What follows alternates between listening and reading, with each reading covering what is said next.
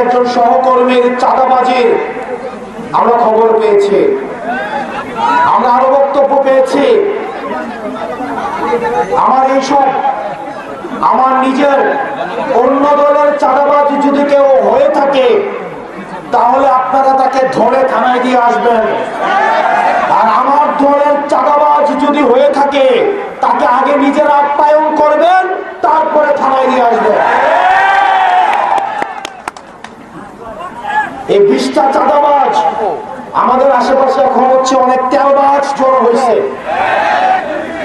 এক জায়গায় দাঁড়াবো, পিছন থেকে সেলফি তুলে প্রিয় নেতার সাথে প্রিয় সেলফি, এই সেলফি ব্যাচে চাঁদাবাজি করে আছে না এরকম? এই সেলফি পলিটিক্স বাদ দিতে হবে। আপনারা যারা রাজনীতি করতে চান, আমার কথা হয়তো আপনারা পছন্দ হইতে পারে।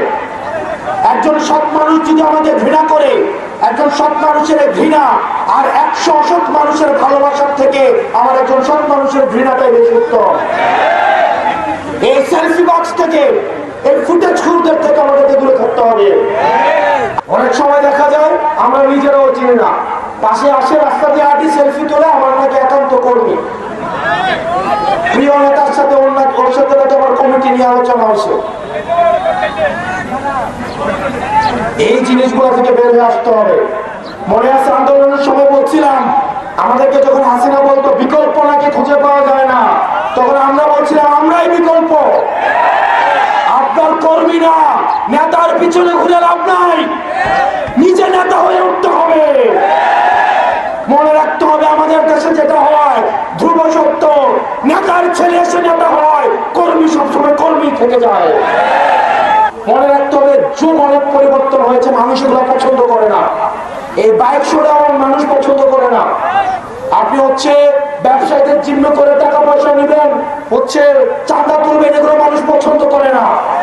আপনার এই জিনিসগুলো বুঝতে হবে। এই 24-এর পর অনেক নতুন করে আমাদের শিক্ষার্থীরা রাজনীতিতে আসতে যাচ্ছে। ধ্রুব সত্য, পকেটে পয়সা না থাকলে কেউ আপনাকে দান দিবে না। পকেটে পয়সা না থাকলে নিজের বাপও সম্মান করে না। যেই ছেলে খাবার দিতে পারে, যেই ভাই হচ্ছে মায়ের চিকিৎসার খরচ দিতে পারে, বাবা মা ওই সন্তানকে সবচেয়ে বেশি ভালোবাসে। এটা সামাজিক বাস্তবতা। আরে ভাই, আপনার নিজের যদি না থাকে আপনি মানুষের কেমনে সেবা করবেন? আপনারা বলছে কেউ চাঁদাবাজি করে নিয়ে এসে মানুষের সেবা করার জন্য? এই রাজনীতি আমাদের প্রয়োজন নাই। এই সেলফি পলিটিক্স বাদ দিতে হবে।